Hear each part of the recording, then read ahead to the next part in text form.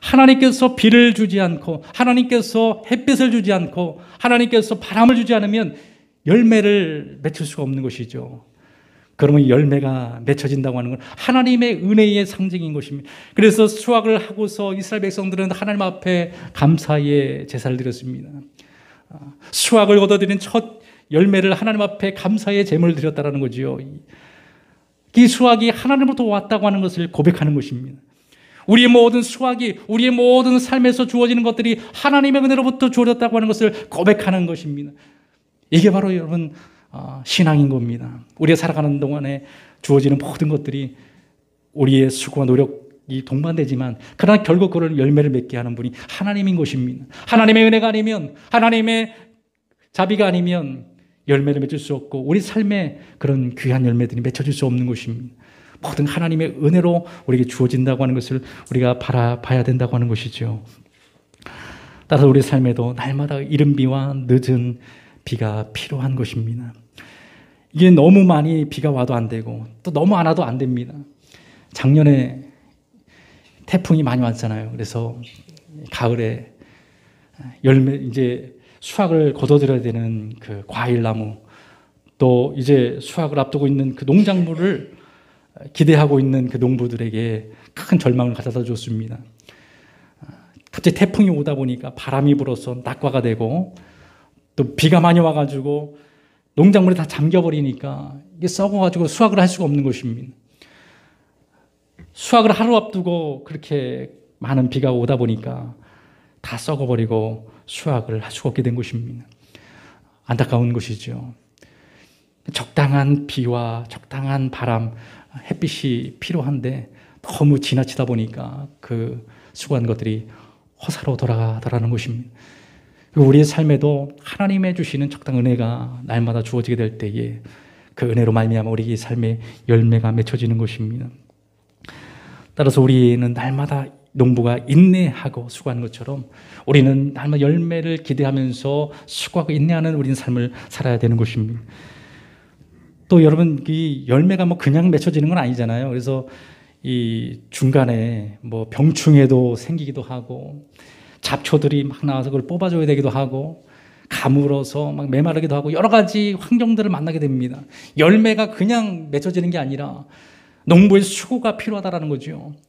여러 가지 병충해와 싸워야 되고, 잡초도 날마다 땡볕에서 뽑아줘야 되는 것입니다.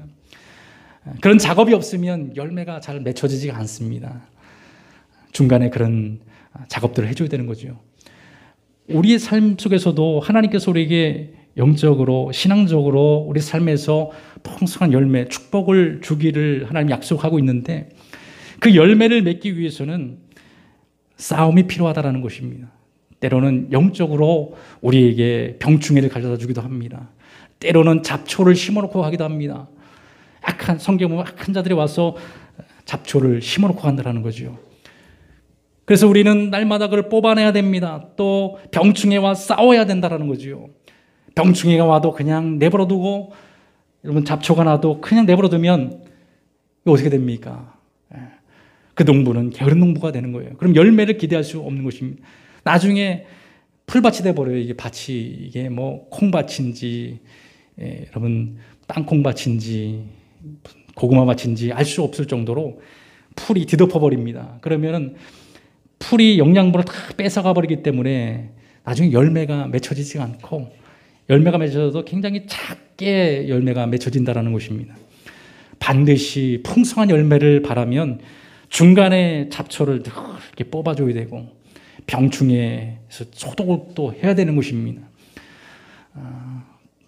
우리 영적인 신앙도 마찬가지예요. 열매를 맺기 위해서는 보이지 않는 영적인 싸움이 필요하다는 거예요. 사탄이 계속해서 우리에게 뭘 갖다 뿌려놓고 갑니다. 그리고 병충해를 가져다 줍니다. 그때마다 우리는 깨어서 우리가 잘 자라고 있는지, 영적으로 문제가 없는지 살펴보고서 그걸 제거하고 뽑아내고 싸우는 삶을 살아가게 될 때에, 마침내 가을이 될 때, 하나님의 때가 되었을 때 풍성한 열매를 우리가 맺게 되어지게 되는 것입니다. 이 야고보는 그러면서 욥의 인내를 모범으로 들고 있습니다. 오늘 11절에 보면 보라 인내하는 자를 우리가 복되다 하나니 너희가 욥의 인내를 들었고 주께서 주신 결말을 보았거니와 주는 가장 자비하시고 긍휼히 여기시는 이신이라. 보라고 또 말하고 있습니다. 보라 인내하는 자를 우리가 복되다 하나니 욥의 인내를 들었고, 욥을 예로 들고 있고 욥을 보라고 말하고 있다는 거죠. 욥은 어떤 사람입니까? 정말 대표적으로 정말 인내의 끝판왕을 보여주는 사람 아닙니까? 인간인가 아니면 저 사람이 신인가 냉혈인간인가라고 생각할 정도로 욥의 인내 끝판왕을 보여준 것입니다. 많은 어려움과 고난과 병이 찾아와도 주님을 원망하지 않고 끝까지 인내함을 통해서 하나님이 나와 함께 하시고 하나님의 뜻이 있다. 내가 뭘 잘못하고 내가 불의를 통해서 내가 고난을 받는 것이 아니라 하나님의 섭리와 뜻이 있다고 하는 것을 바라보면서 반드시 선한 뜻이 하나님의 선한 열매가 맺혀지기를 기대하고 바라보면서 끝까지 인내했습니다. 주변에 친구들이 막 모욕을 했습니다. 너 뭔가 잘못해가지고 하나님의 벌을 받는 것이다 라면서 그렇게 친구들이 옆에서 그냥 쫑알쫑알 거리니까 얼마나 또 짜증납니까? 그럼에도 불구하고 욥은 인내하면서 누가 뭐라 그러든 누가 뭐라고 하든 간에 하나님의 선하신 뜻을 바라보면서 그 상황들을 인내하면서 이겨냈다는 거죠. 그럼 마침내 하나님 욥에게 2배의 축복을 허락해 주셨습니다. 엄청난 축복을 그에게 부어주셨어요. 그리고 그 열매를 보도록 하나님께서 은혜를 베풀어 주셨다고 하는 것입니다. 여러분, 열매를 원하십니까? 하나님 축복된 열매를 기대하십니까? 우리는 끝까지 인내하는 법을 배워야 되는 것입니다. 중간에 사탄은 우리에게 인내하지 못하도록 포기하도록 계속 공격한다는 거예요. 또 포기해버려라. 그거 열매 하나님 안 주신다.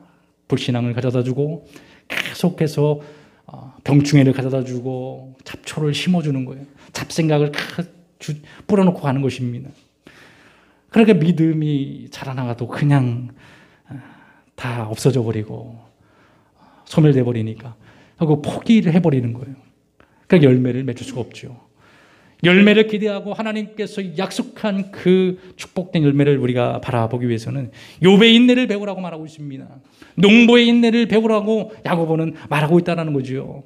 인내가 없이는 아무것도 이루어질 수 없고 인내 없이는 우리가 하나님의 귀한 풍성한 예비된 열매를 우리가 바라보고 또 누릴 수가 없게 되는 것입니다. 우리에게는 하나님의 약속이 있습니다. 하나님께서 반드시 우리를 위해서 축복을 예비하고 그 열매를 준비하고 있다는 거예요. 그냥 우리가 뭐 가봐야 아는 게 아니라 이미 하나님은 준비하고 있다고 하는 것입니다. 그러므로 우리가 인내할 수 있다는 거예요. 그러므로 인내하라는 것입니다. 주님이 강림하시기까지 하나님의 열매를 주실 때까지 기다리고 인내할 것을 말하고 있는 것입니다. 야곱의 축복을 우리가 잘 알고 있습니다.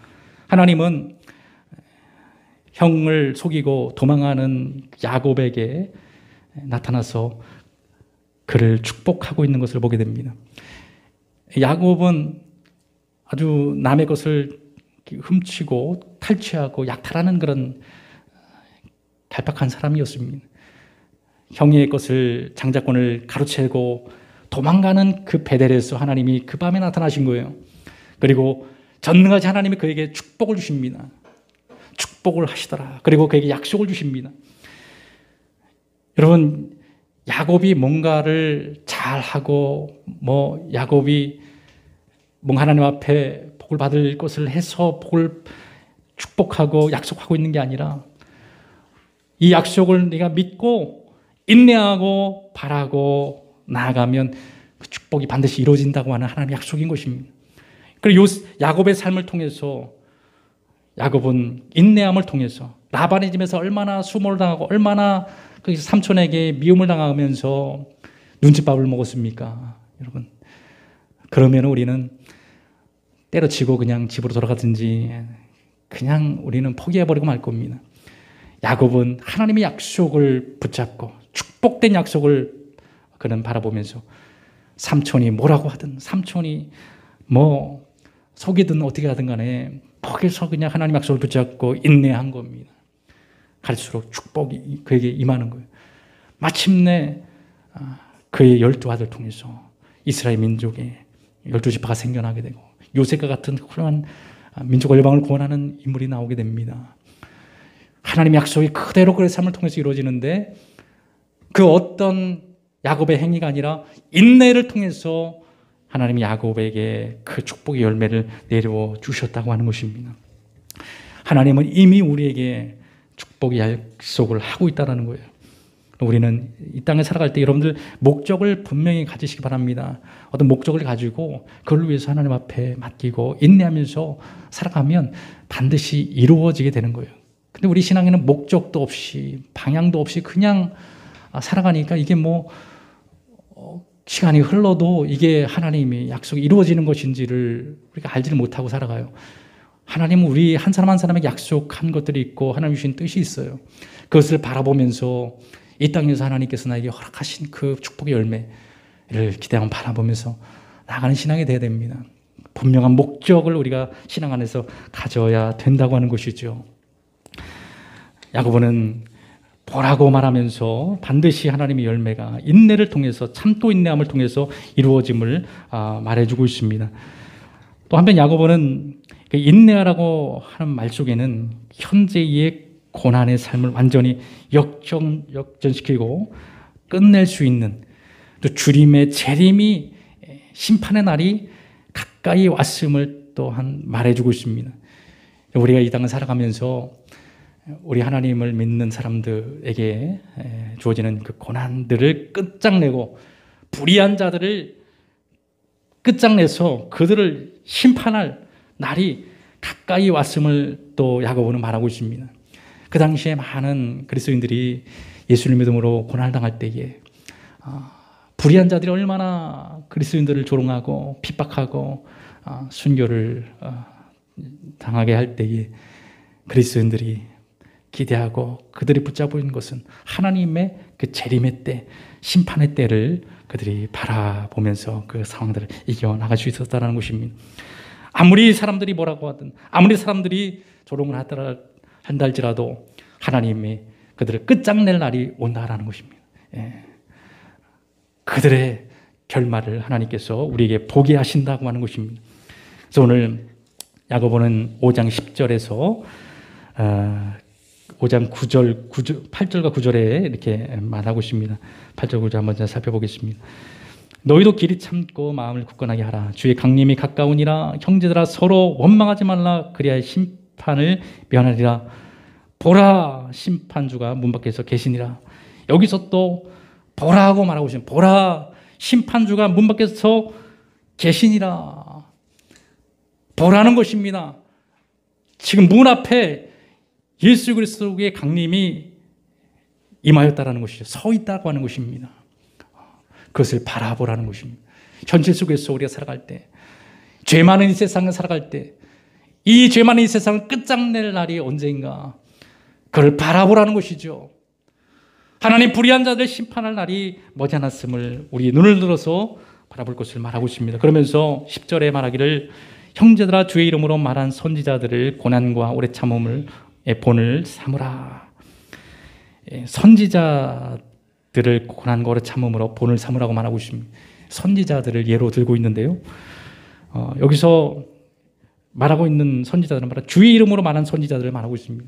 당시엔 거짓 선지자들도 많았습니다. 거짓을 말하는 선지자들도 많았어요. 하나님의 말씀이 아닌 거짓으로 하나님의 말씀을 전하는 자들이 많았다는 것입니다. 이게 하나님의 말씀이다, 이게 하나님의 뜻이다라고 거짓을 말하는 선지자들이 있었다는 거예요. 그러니까 사람들이, 백성들이 좋아할 수밖에 없죠. 백성들이 좋아하는 말만 골라서 하니까. 그러나 하나님의 선지자는 백성들이 듣기 싫은 말을 할 수밖에 없었던 것입니다. 왜? 하나님이 하라고 하니까 그 죄들을 지적하고 그들의 심판을 선포하고 하나님의 말씀을 전할 때 참된 선지자들은 고난과 박해를 받았어요. 백성들로부터 미움을 받았다는 것입니다. 그러나 그것을 놓지 않고 포기하지 않을 수 있고 인내할 수 있었던 것은 하나님의 그 심판의 날이 다가오고 하나님 말씀이 진리이기 때문에 참된 선지자는, 하나님 말씀을 말한 참된 선지자는 고난을 받을 수밖에 없었다고 하는 것입니다. 고난을 피하기 위해서는 거짓 선지자가 되면 됩니다. 백성들이 원하는 말을 하면 돼요. 그들이 좋아하는 말을 하면 됩니다. 축복을 선포하면 됩니다. 이렇게 하면 복을 받는다라고 말하면 됩니다. 그러면 사람들이 좋아할 수밖에 없죠. 복을 받는다고 하는데, 돈벼락을 맞는다고 하는데 누가 싫어합니까?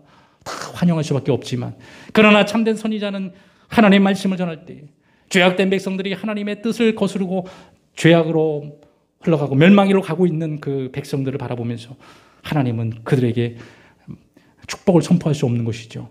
돌아올 것을 말하고 있습니다. 경고를 말할 수밖에 없는 것입니다.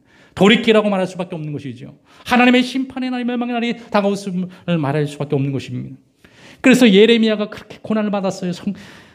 여러분, 예레미야는 참된 하나님의 말씀을 전하다가 그 백성이 이렇게 가다 망한다라고 하는 그 말을 전하다가 뺨을 맞고 옥에 갇히고 여러분 구덩이에 던져지는 그런 수모를 당하면서 눈물로 그 나라 민족을 위해서 기도했던 예레미야 선지자. 그러나 다른 많은 선지자들은 백성들이 원하는, 사람들이 원하는 그런 이 땅은 멸망하지 않는다, 하나님의 백성은 망하지 않는다라고 하는 그런 거짓을 전하면서 그들은 고난을 받았지 않았지만 결국 마지막에 하나님의 말씀대로 그 땅이 완전히 바벨론의 포로가 되어가지 않았습니까? 멸망되지 않았습니까?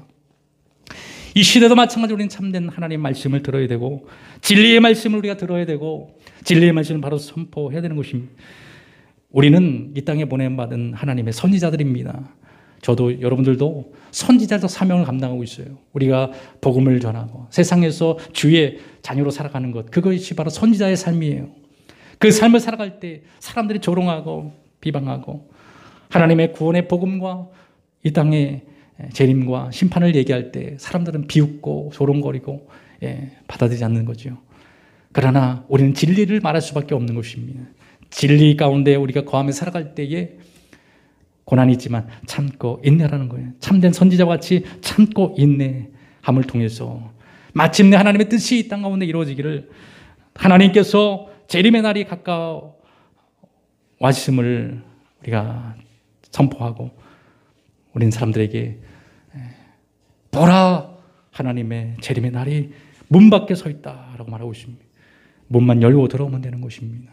먼 것 같지만 멀지 않았다라는 것이에요. 하나님의 우리를 구원하고 구원을 완성하고 또 불의한 자들을 심판할 날이 다가오고 있음을 강림할 것을 바라보면서 우리는 이 두 가지의 인내를 하면서 이 땅을 살아갈 때 이 땅에서 하나님께서 예비하신 축복된 열매를 또 우리가 맺게 되고 마침내 또한 이 땅을 끝장낼 그런 날이 또한 다가오게 됨을 우리가 바라보면서 그 모든 열매들은, 모든 승리는 누구에게 주어집니까? 인내하는 자에게 주어진다라고 야고보는 오늘 강조하고 또 증거하고 있는 것입니다. 여러분, 이 시대의 마지막 시대의 신앙으로 인내하는 여러분들 되어서 이 땅에서 풍성한 열매를 맺고 또 영적으로도 승리하는 저 여러분들 다 되기를 주 이름으로 축원을 드리겠습니다.